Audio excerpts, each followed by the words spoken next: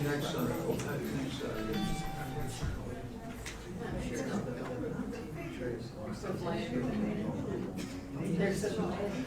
talking about certain civil. Yeah, it's a certain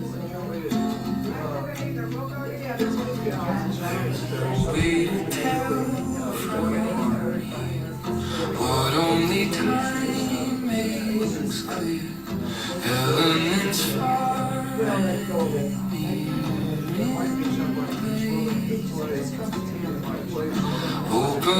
up the school. Lessons come free, but never cheap. All that we have is now, and if we wait somehow past all the noise and dense debris, we'll find the picture more complete under the blunders we repeat. Oh, I get weary and my spirit gets low.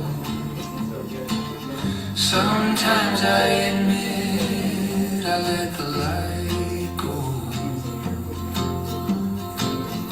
I've got to do something to fill my soul back up.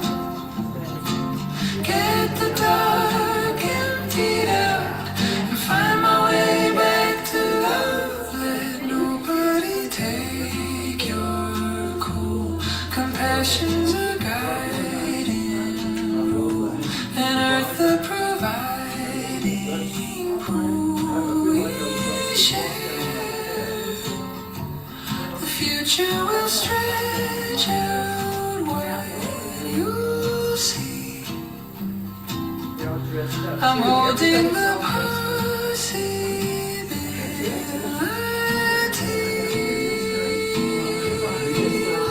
with care.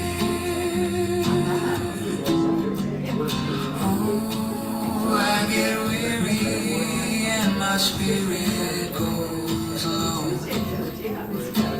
Sometimes I confess I let the light go. I'm here on a mission to fill my soul back up. Get the dark emptied out and find my way back to love. Nobody can take my place, lifting the human race over divisions, wasted time. I'll do all I can to be what mercy asks of me, and I'll carry hope for all I see.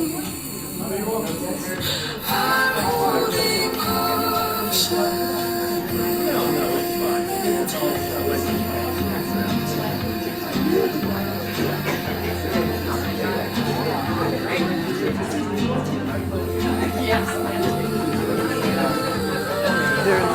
That's just the second song.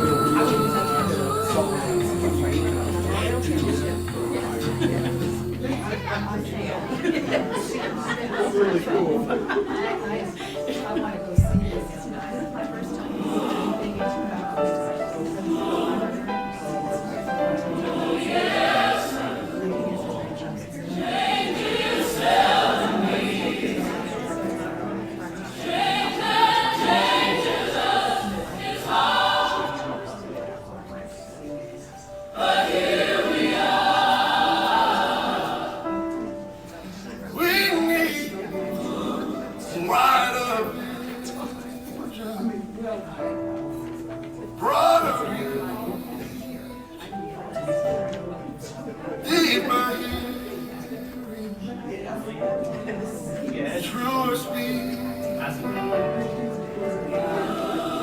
Love and justice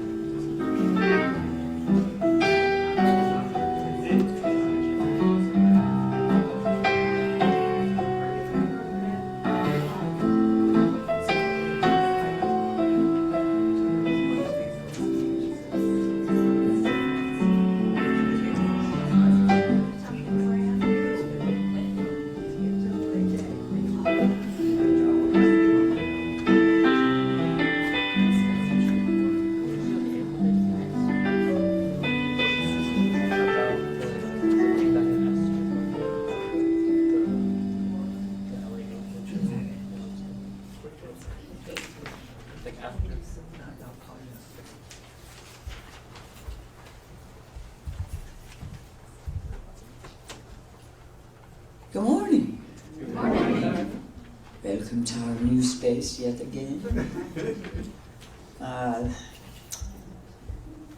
This is a church, in case you don't know, that's built on covenant and not creed. We promise each other that we're going to treat one another respectfully and do our best to understand people with differing paths and opinions. And to that effort, we come together in a spirit of mutuality. And it's not an easy road, and it asks a lot of us. And hopefully we grow and live into that. We front load this with a little bit of information. And do we have a board person doing announcements?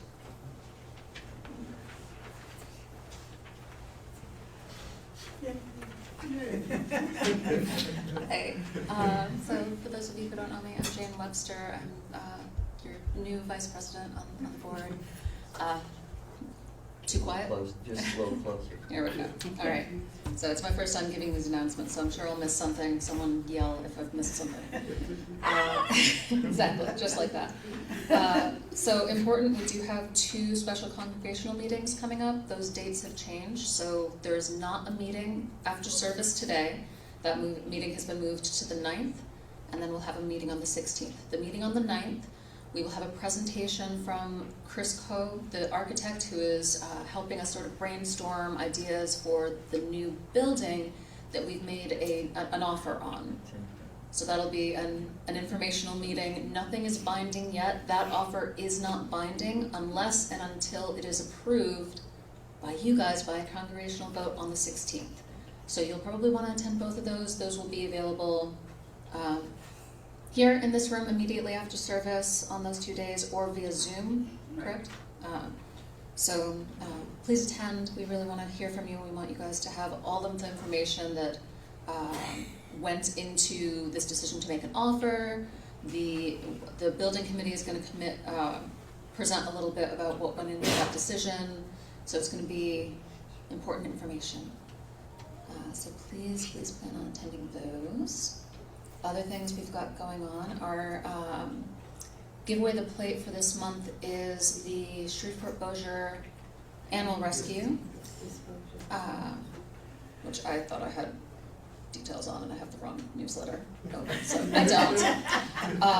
I do know that Ava does some volunteer work with this animal rescue, and this has been on our list, a nonprofit that we've wanted to have for Give the Plate for a while, so we're excited about that. Other things we've got going on, the Highland Blessing Dinner is this Thursday. We host the first Thursday of every month, so that is this Thursday. If you want to volunteer for that, people can volunteer as either servers or to sit at tables and as hosts, sitting at tables and having conversations with people, just making it feel more comfortable. If you want to participate in that, please arrive by at least 5 p.m. That'll be from 5 to 6:30. What else have we got? Oh, see, there we go. There are my notes on the animal rescue. And then our volunteer for the month is Barbara Dager.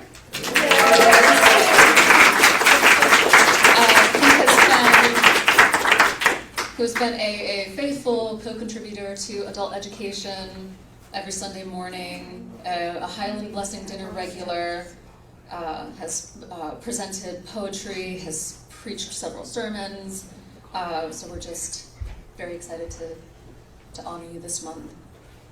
And was a regular attendee of Saturday Packing, so thank you so much. Yeah. And I think that's all I've got. Am I missing anything? Someone yell? All right, thank you very much. Good job.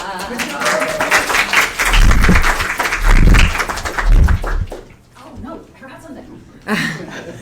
Okay, so everyone remember that the doors are going to start being locked once service starts.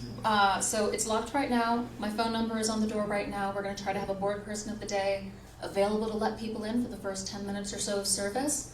You guys are all on time. Thank you very much. But in the future, that may be harder to get in once service starts. We're going to try to keep that door accessible as long as possible. But remember to be here on time. That's all I got.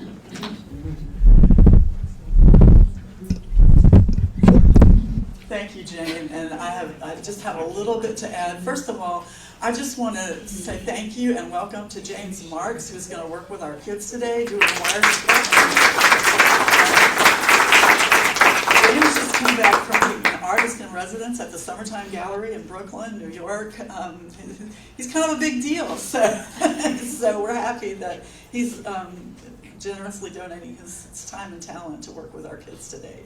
And again, our kids do go downstairs to Maggie's studio. If you are a parent who's come to the new space for the first time and you want to go down and kind of get the visual view of where they go, you're more than welcome to do that and either stay for the class or come back up here. We want to be fully open and transparent with our parents. And we thank Maggie and Dominique for working with the kids today along with James. And I believe that's it. Thank you. And our zealot social activist, Taha, would like to share something.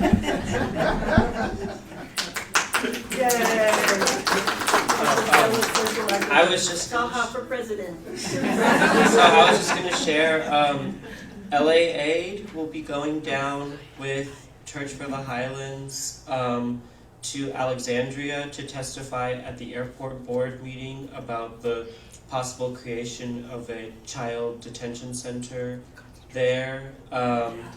And actually, I believe 2 of the ministers here are going to be coming possibly. Yeah. So here's the petition. Again, if anybody wants to sign it. And then I brought several copies of the toolkit. If anybody wants one, I can bring it to you. But if you're interested in coming to either of the board meetings, which will be on August 23rd, that's a Saturday, and August 27th, that's a Thursday, at 5:30 p.m., then please come talk to me or Susan, and we'll get you added to the list, because there's only like Susan Yellett. Susan Yellett, sorry. There's only like 10 spots in the van. Oh, also, I would like to share that, so when Jasmine came and spoke last month, so the law that she was talking about was signed into law by the governor on Friday. So,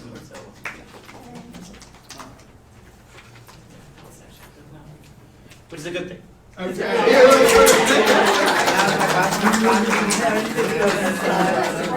a minute. But there was also a law that was signed, that became active yesterday, that makes being homeless a crime. If you take a nap in the shade, you better not look homeless. You can end up being incarcerated, paying high fines, being forced into treatment, or doing manual labor. This is Louisiana's new law, and it's the harshest in the nation, and it kicked in yesterday. So, legislative action in this state is a big deal. And there are a lot of organizations that we network with that if you can be active participants in, that's a good thing. Okay, so now we're going to catch our breath.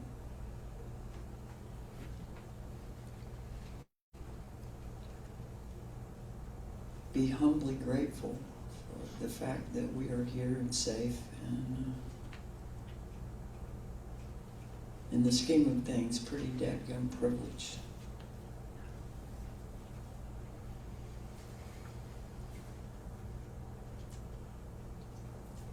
And let us enter a spirit of elevating and contemplating matters of worth.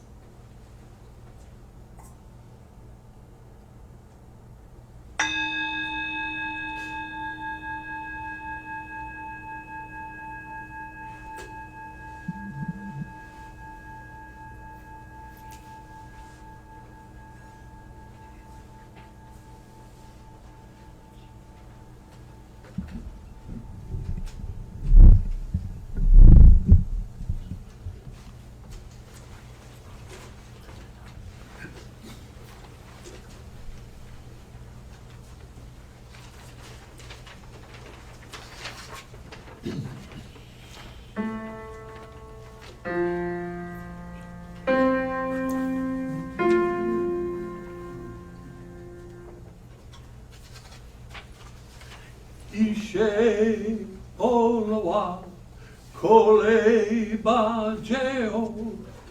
Ishe olawa kole bajeo. Ishe olawa kole bajeo. Ishe olawa kole bajeo. Kole bajele bajele bajele bajele bajele bajele bajele bajele ola kole bajele ishe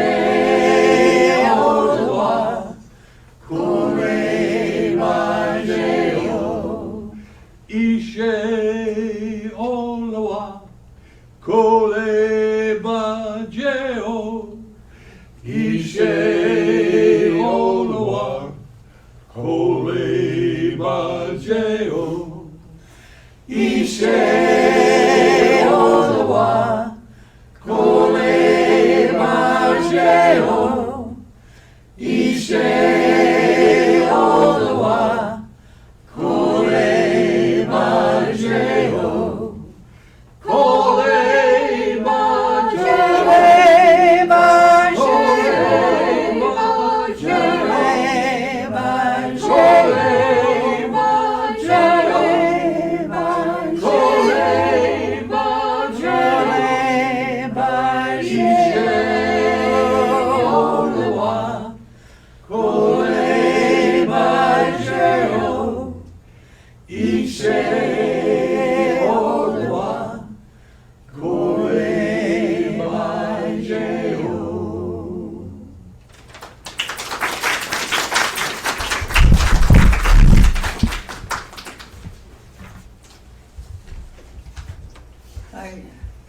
translation is, what the universe creates can't be uncreated.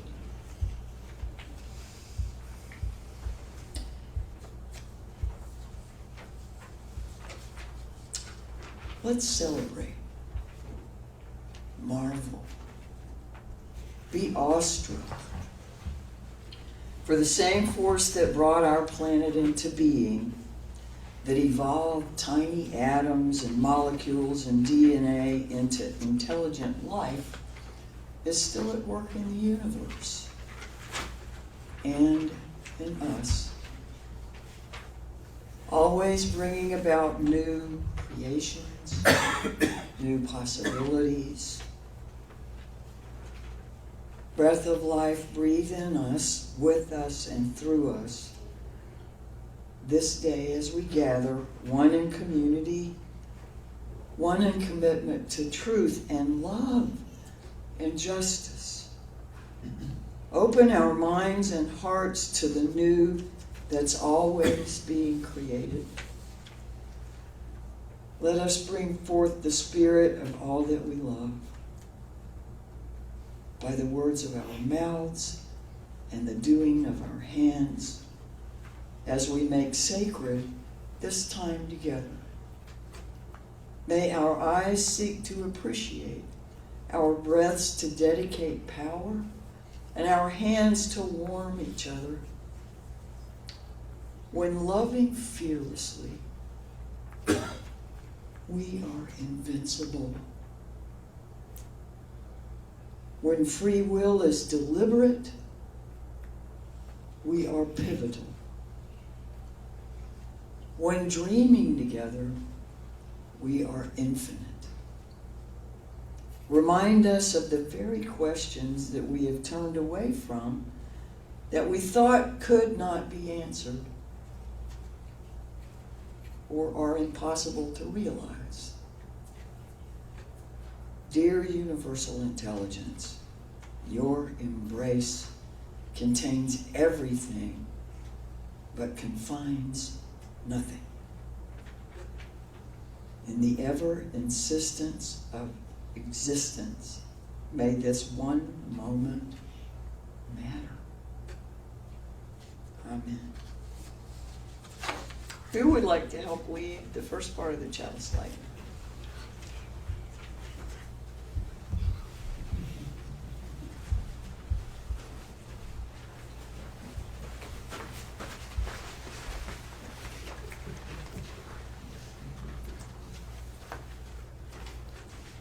We light this chalice to celebrate Unitarian Universalism. This is the church of the open mind. This is the church of the helping hands. This is the church of the loving heart. Together, with mind, hands, and heart, we care for the earth and for each other.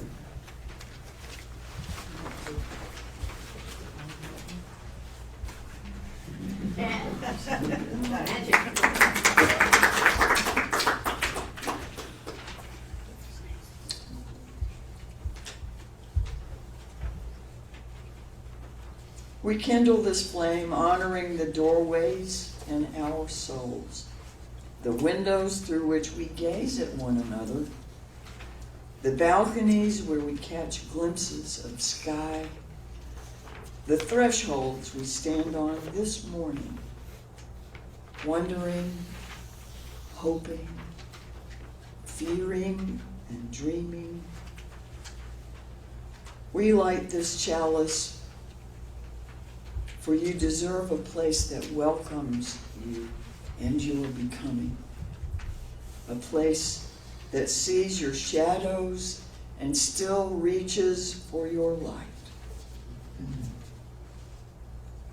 You deserve a community that listens when you speak your truth, that sits with you in turmoil and rises with you in joy, that believes in your voice even when it trembles. You deserve a circle that brings you hope and coffee and poetry. a place to rest, a place to rise. Let this flame indicate that this is that place, not perfect, but filled with possibility. Not without cracks, but full of wonderfully variegated life. Would you please rise in body or spirit and say with us as you will the unison affirmation? Love is the doctrine of this church. The quest for truth is its sacrament, and service is its prayer. To dwell together in peace, to seek knowledge and freedom, to serve human need, to the end that all souls shall grow into harmony with the sacred. Thus do we covenant with each other. Our first song, I guess I'm going to play on guitar, just to give us a little accompaniment. It works well a cappella. And it's one of those what they call zipper songs. Just like one word changes each time and everything else stays the same. This sounds like it's my key, maybe too low for you. This love that I have, the world didn't give it to me. This love that I have, the world didn't give it to me. This love that I have, the world didn't give it to me. The world didn't give it, the world can't take it away. This peace that I have, the world didn't give it to me. This peace that I have, the world didn't give it to me. This peace that I have, the world didn't give it to me. The world didn't give it, the world can't take it away. This joy that I have, the world didn't give it to me. No, no, this joy that I have, the world didn't give it to me. This joy that I have, the world didn't give it to me. The world didn't give it, the world can't take it away. This truth that I have, the world didn't give it to me. This truth that I have, the world didn't give it to me. This truth that I have, the world didn't give it to me. The world didn't give it, the world can't take it away. Love again now. This love that I have, the world didn't give it to me. This love that I have, the world didn't give it to me. This love that I have, the world didn't give it to me. The world didn't give it, the world can't take it away. Let's do that line again. The world didn't give it, the world can't take it away.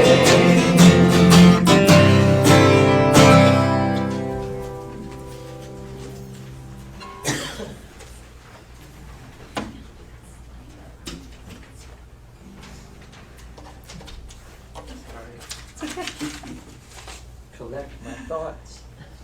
Good morning again. Good morning.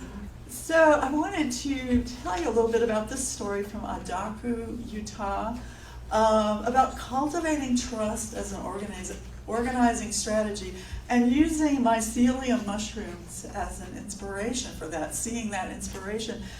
I have just been learning more and more lately about mycelium mushrooms and the networks that they form.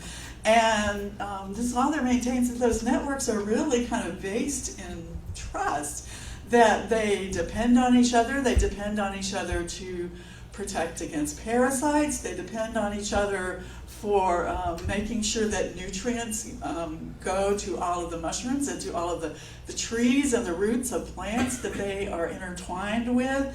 I don't know, which one of our values does that kind of remind you of? Interdependence. Interdependence, exactly. So it really is an interdependent system.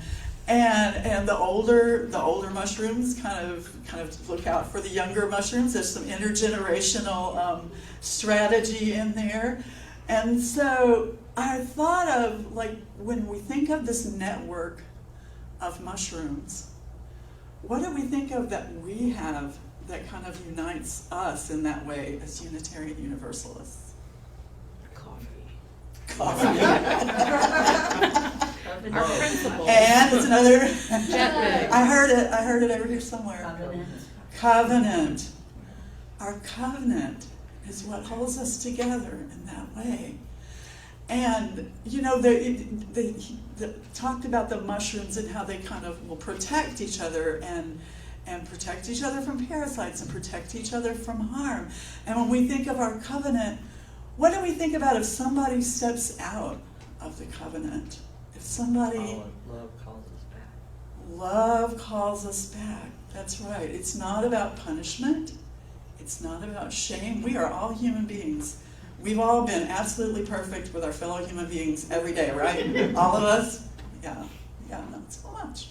So when someone steps away from the covenant, it's our responsibility as a community to call that out, yes, but also to call that in and to call that person in and to remind that person that we are all here in covenant and that matters. Just like it matters to this network of mushrooms, which are really important, but maybe even more so, right? What are some ways that you can call people back into covenant? Anybody got any ideas? What are some, okay, let's put this another way. What are some ways that we act when we're in covenant with each other? What if I have a problem with somebody else? What do I do with that? Say something. Face to face. Say something how? I heard say something. Redirect them. Yes, possibly redirect them, but how are you going to talk to them? Are you going to call them out in front of the whole With gang? kindness and grace. In front of the whole gang first, before you do anything else. No. No, I think we try to go face to face, right? Sometimes I try to put a little humor in it to try to. And put a little lighten humor in it is good. Yeah. Can you teach me? Yeah. Go face to face, sometimes with humor, sometimes with, with that admission that we all. I won't dress like a chicken though. Try to be honest. Try to be honest, yeah. Use I messages instead of you messages. Oh, what a good one. Use I messages instead of you messages. Don't you this, but I feel. Yeah. Go in ready to listen and be heard. Go in ready to listen and to be heard. These are all good. Kids, are you listening? Of course you are. I know you take everything in. Oh, making compromise, not expecting that everything that you want is just going to be how the other person's going to agree to. Making compromise. That's right. I'll bet these mushrooms do a lot of that. I mean, to sustain a network like this, oh my goodness. Of course they do. Giving people grace and assuming good intentions. Giving people grace and assuming good intentions. That's right. And also, what else do we say? Intention doesn't excuse impact. Intention doesn't excuse impact. Honor the intention, own the impact. You might have had the best intentions in the world, but if the impact is hurtful, you've got to own that, right? All right. So, mushrooms, people, Not that different, right? A bunch of manure. Well, I was gonna say, these days we do feel like we've been kept in the dark and fed a lot of that. So these are the conditions we're living under in the current situation. So we need to be that much more of a network for each other, right? Right? Mycelium mushrooms. The thought for today. All right, let's send the kids downstairs. Go now in peace, go now in peace. May the spirit of love surround you everywhere, everywhere you may go.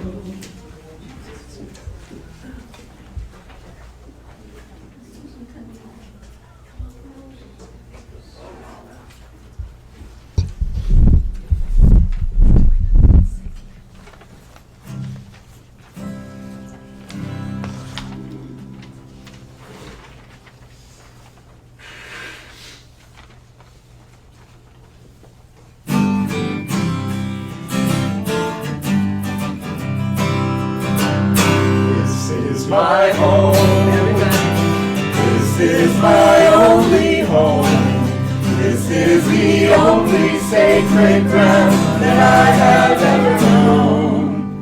And should I stray in the dark night alone, rock me, goddess, in the gentle arms of the end. On a sleepy, endless ocean, when the world lay in a dream, there was rhythm in the splash and roll, but not a voice to sing. So the moon fell on the breakers, and the morning walked the waves, till a single cell did jump and hum for joy, as those who say, this is my home, this is my only home. This is the only sacred ground that I have ever known. And should I stray in the dark night alone, rock me, goddess, in the gentle arms of Eden.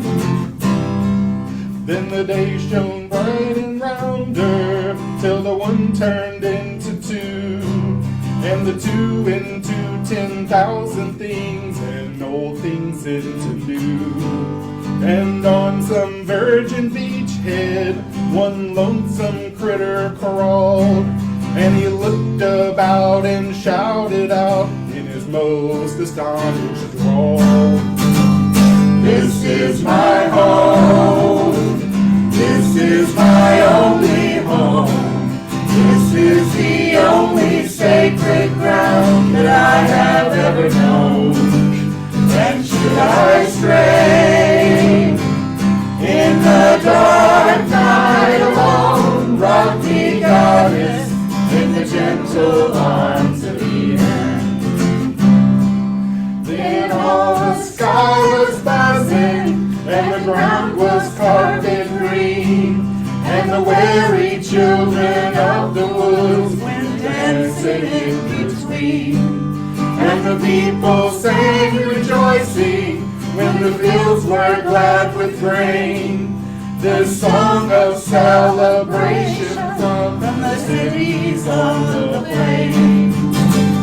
This is my home, this is my only home, this is the only sacred ground that I have ever known. And should I stray in the dark night alone, rock me, goddess, in the gentle arms of Eden. Now there's smoke across the harbor, and there's factories on the shore, and the world is ill with greed and will and enterprise and war. But I will lay my burdens in the cradle of your grace, and the shining beaches of your love, and the sea of your embrace. This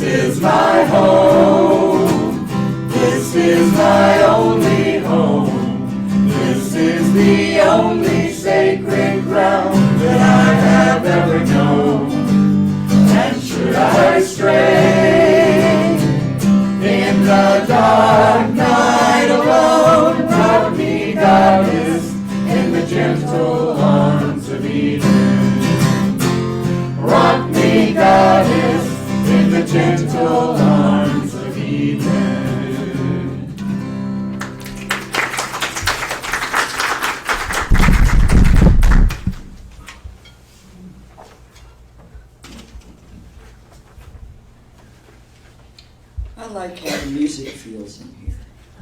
I hope y'all do too. This story is from someone named Lynn Gardner, who I don't believe I have ever met.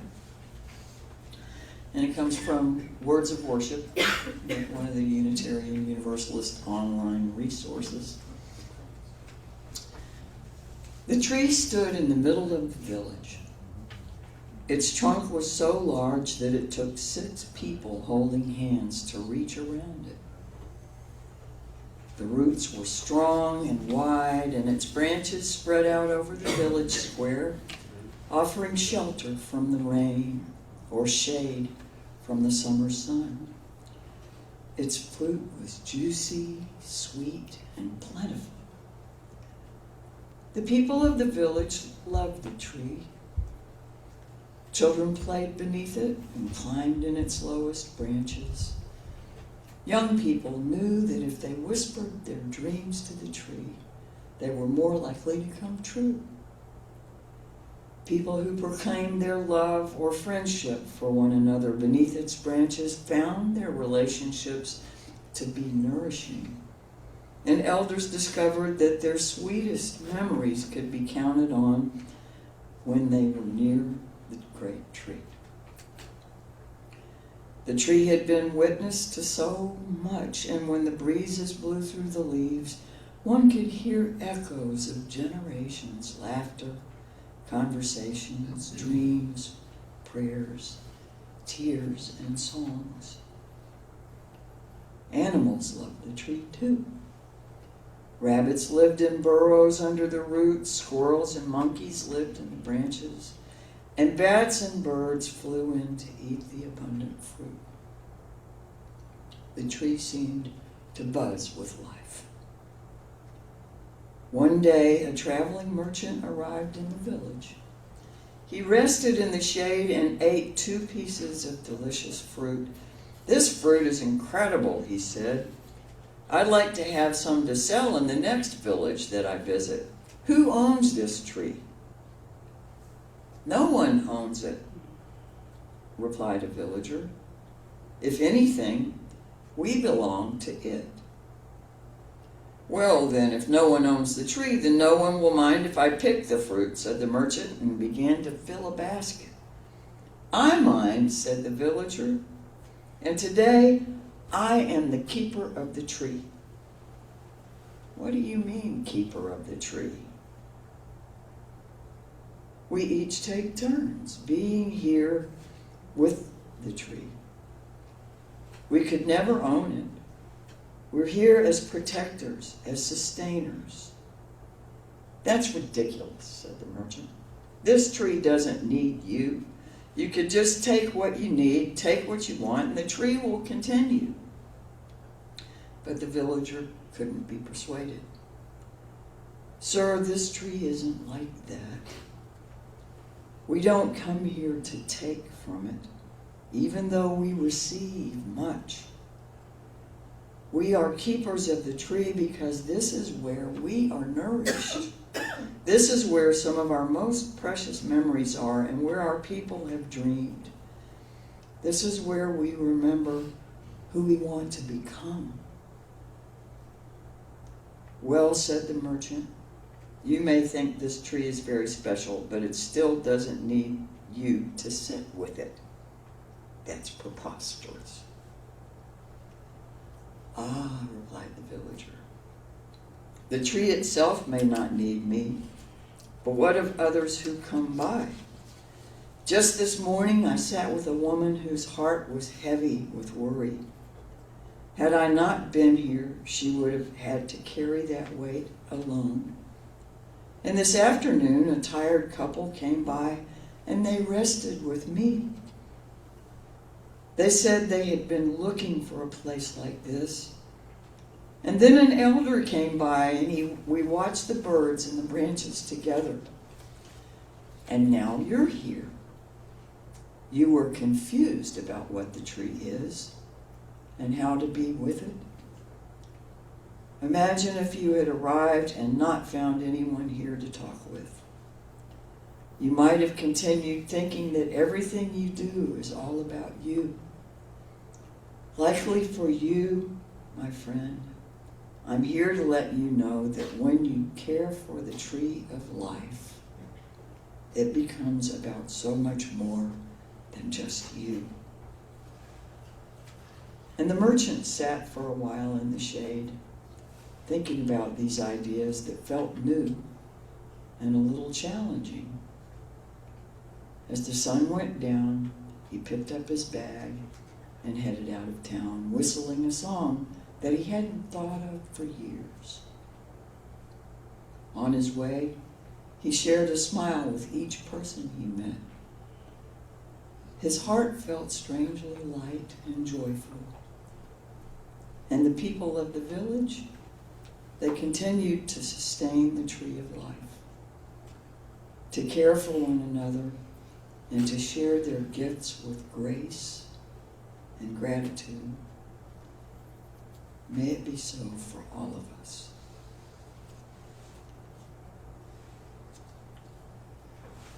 I want to encourage you when we do our ritual today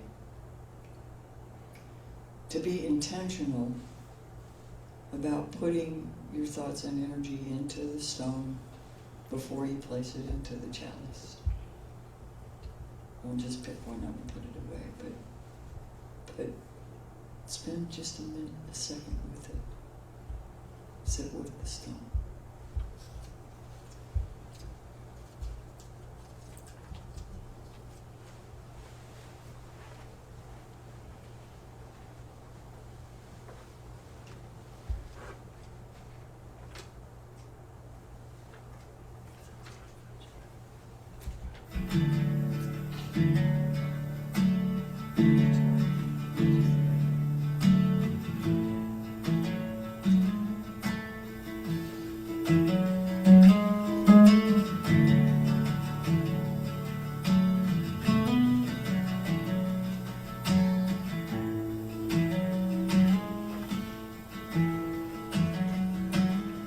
In all the things that cross my mind, lead me. In all the things that fill my life, lead me. I don't have to understand what's closer than my skin, deeper in my spirit than the breath I'm breathing in.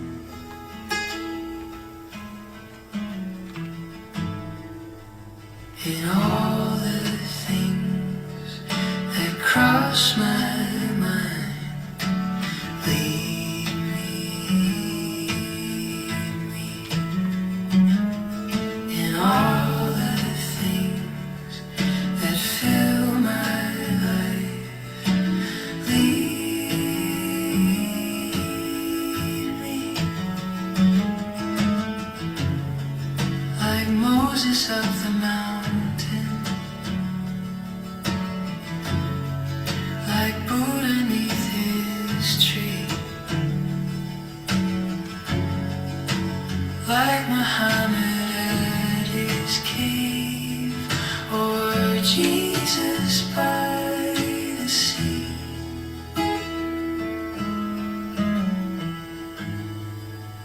In all the things that cross my mind, lead me. In all the things that fill my life, lead me. Hunger that I can't describe, ache that draws me up. I reach for what's beyond my sight and pray that God is love.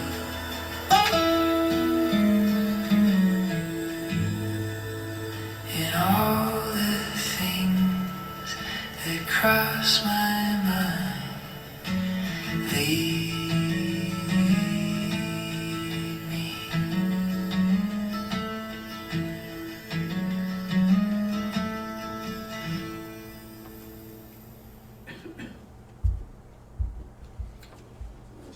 I was thinking about all the things that we've taken on lately and all of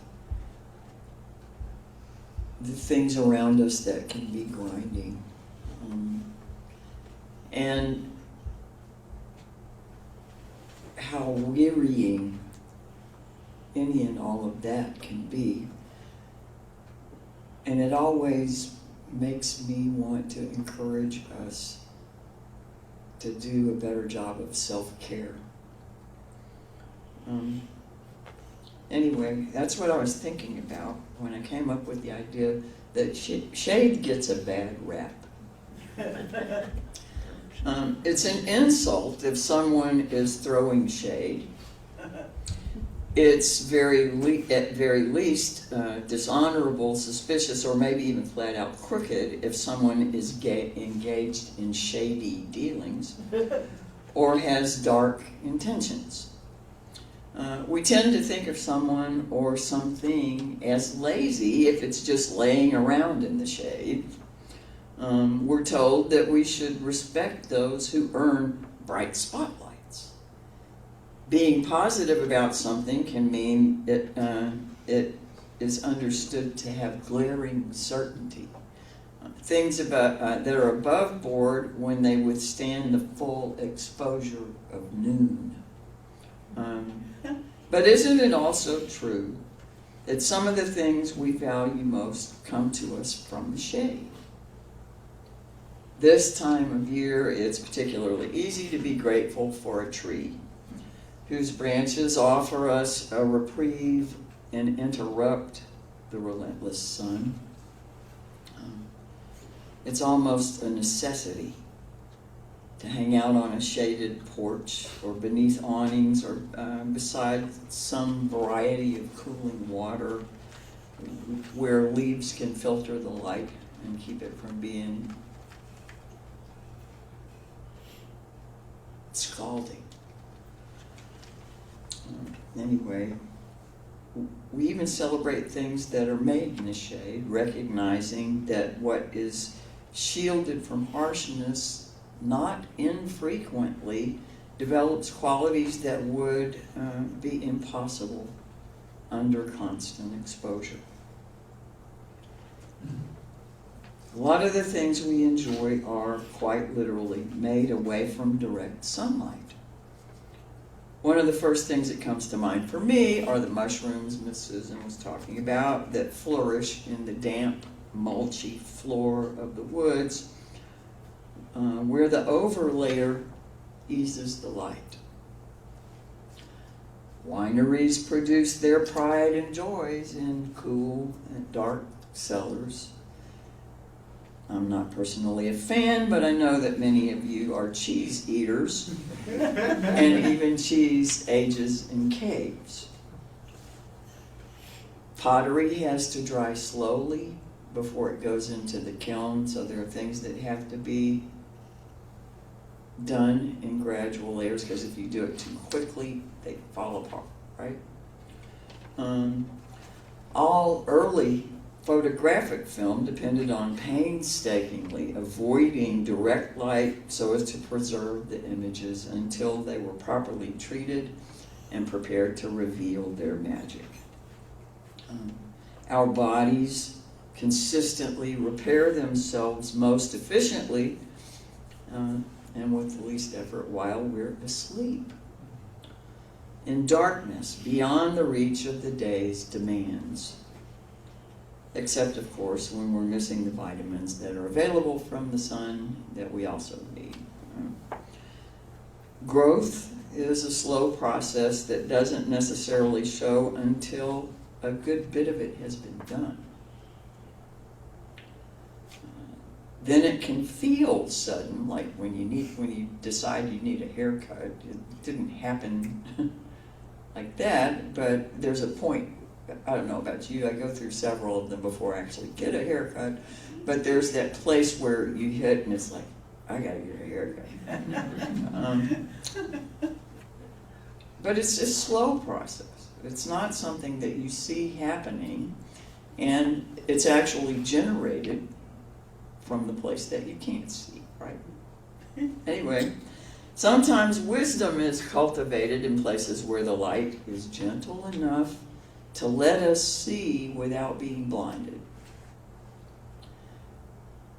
Maybe that's true of understanding, too. We can long for a world that is clearly divided into what is and what isn't, what's right and what's wrong, what's dark and light and good and evil. Nevertheless, we know from experience that life is rarely accommodating to that longing. Most of what matters sits somewhere in shades of gray. Not because truth is weak, but because reality is incredibly textured. Relationships and justice and forgiveness and history and love all resist simple categories. Gray doesn't mean confusion. It means complexity. It's the recognition that paradox often tells the truth more accurately than certainty does. It isn't this or that, but rather this and that. We are both fragile and resilient. We belong to ourselves and not to one another. Well, no. We belong to ourselves and to one another. We grieve what we lose, even as we welcome what comes next. Outside the elegant precision of mathematics, paradox is less an exception than the rule of reality. Paradox equals gray. Paradox is the shade. And perhaps shade teaches us one more lesson, that not everything worthwhile can be manufactured on command.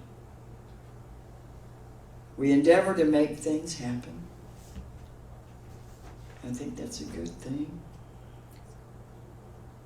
And we talk about it as if effort and willpower could make inevitable every good outcome. And we know that isn't the way things always go. Doesn't mean that we shouldn't try, right? But an orchard can't be hurried into harvest. Bread decides for itself when to rise. Friendships deepen in their own time. Communities grow through seasons of trust that no strategic planning can force into being. Yes, of course, there's important work that needs to be done. Planting, tending, showing up. But fruition is something different from production. Things coming into being don't always look like accomplishments. Some things must simply be allowed to ripen. They cannot be made to happen. They can only be nurtured until they're ready. So perhaps shade deserves a little more honor than we usually give it. It's not merely the absence of light, but the companion of patience and complexity and becoming. In the shade we rest, we heal, we discern. In the shade, some of the world's finest things quietly come into being, not despite the shelter, but because of it. In my world, you are very clearly some of the finest things.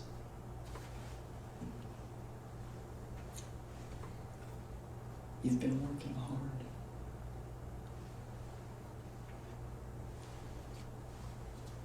Many, if not all of you, feel weary and worn out and worn down, maybe pretty frayed on the edges. One more time, I want to encourage each of us to find those places inside ourselves that give us a sense of shade and cool breeze, a little peace and ease. Make it mandatory to do self-care. It's got to be as important as feeding the dogs. Because if you don't take care of you, there's nobody there to feed the dog, right? If you don't take care of you, the love that we are trying to bring to this world has no carriers.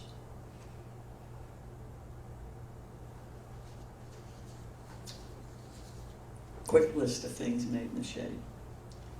Wisdom through reflection rather than reaction. Trust built over time, often in ordinary moments no one else notices.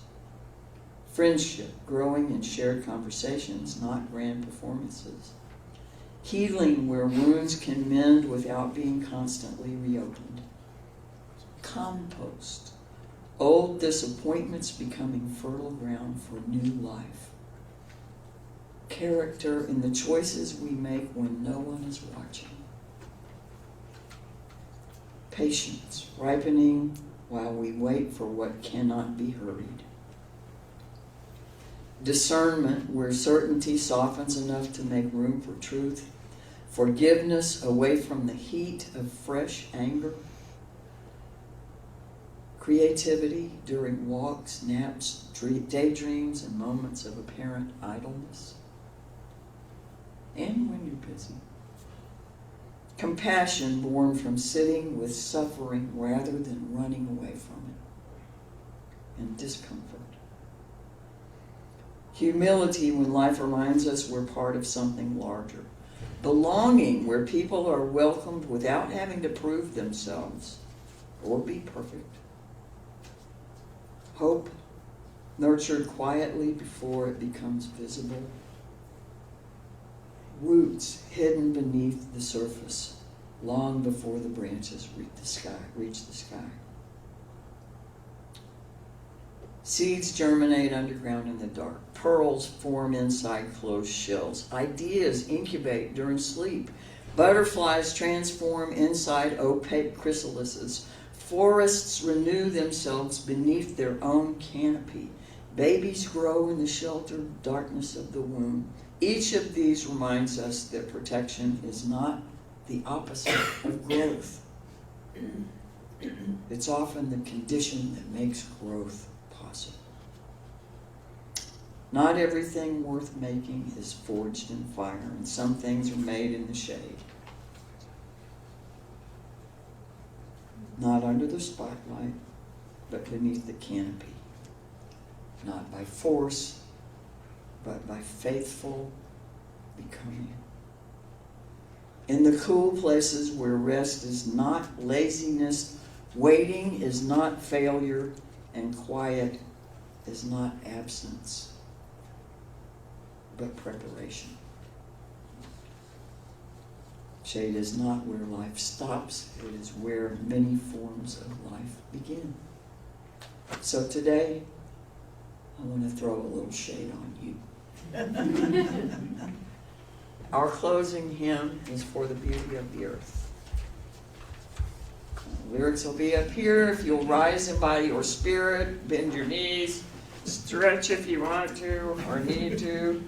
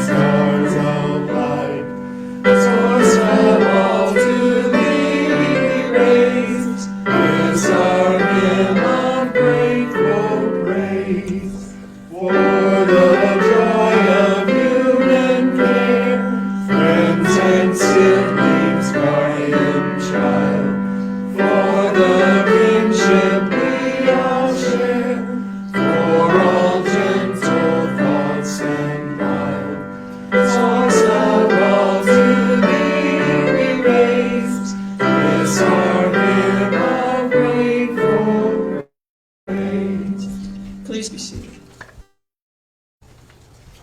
This story, it's short, comes from Meg Barnhouse. Meg was a colleague who served as a minister in a number of congregations, the last of which was in Austin. She passed away last year, I think. But I'm bad on chronology. Anyway, all summer, workers have been building a brick wall along the road by my neighborhood. Against the brutal heat, they stretch a tarp overhead to get a little shade. I've watched them take bricks in their dusty brown hands one by one, butter them thickly with mortar, line them up, and tap them down row by row. One man who looks to be in his 70s is the leader. His skin is the color of bittersweet chocolate. His beard is gray. Slender and tall, he moves from one group of bricklayers to the next, reaching and bending, looking like a heron in the marsh. When he pauses, he stands very straight. I see him teach the others how to do this work. He stoops over to look at a line of bricks, hands on his thighs, inspecting the work. Sometimes as I drive by, I see him put his hand on the back of the person he's teaching. Often they're both smiling. He looks like he loves what he's doing. I wonder how he can love building walls day after day, handling bricks, teaching the art of laying brick. Is it the teaching he loves? Seeing how his students learn what their styles are, how their work shows their character? Does he love the wall itself? Does he know about when it'll be done? Does he look forward to seeing it finished, or does he love the process, the feel of the bricks in his hands, the squish of the mortar, the challenge of making the symmetry of pillars and arches, the geometry of it? I think from the look on his face that he loves the process. I imagine that he never thinks about the end of the project, the completion of the wall. I think he will go on to the next wall as if it were just a continuation of this one. then the next one, and then the next one, never being bored. I want to be like that. I am, I guess, in my job as a minister. The bricks are stories. I hear stories of family and work, stories of loss and reconciliation, stories of rejection and disaster, illness and healing, birthing and dying. I tell stories every Sunday in between, teaching, challenging, confessing, inviting people to learn and laugh and think. Brick by brick, story by story, we build a church. Seeing the patterns, the symmetry, the plain joy of settling one story or setting one story in on the other. Sustained by the strong and beautiful structures they make. We will never be finished. And that's okay.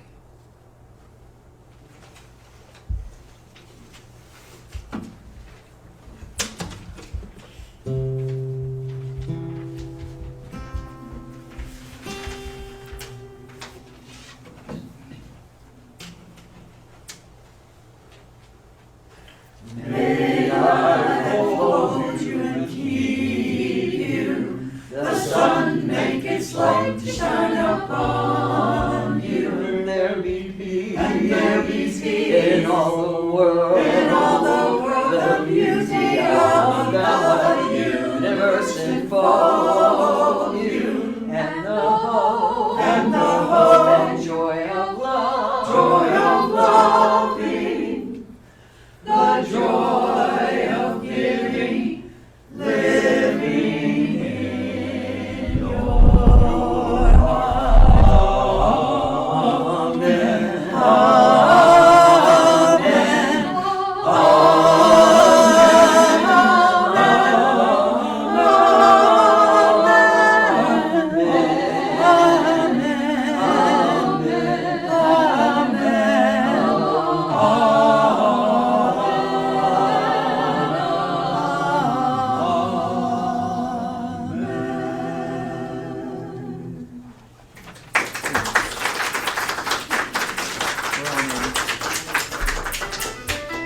Go in peace.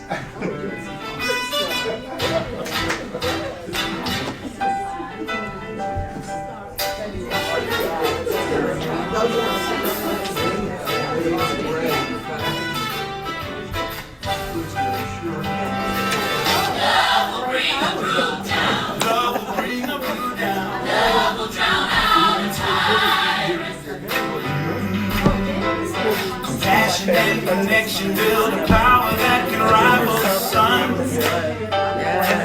Love will bring the fruit down. From the dark side, don't gotta keep an open eye. If they can't keep us hating one another, they can be undone. Make yourself a practice taking thoughts that are kind about the very ones that drive you out of your mind.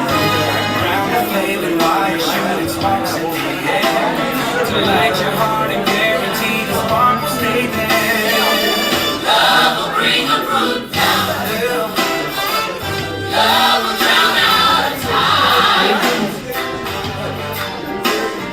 Passion and connection build a power that can rival the sun. Love will bring the fruit down. Gotta keep an open eye.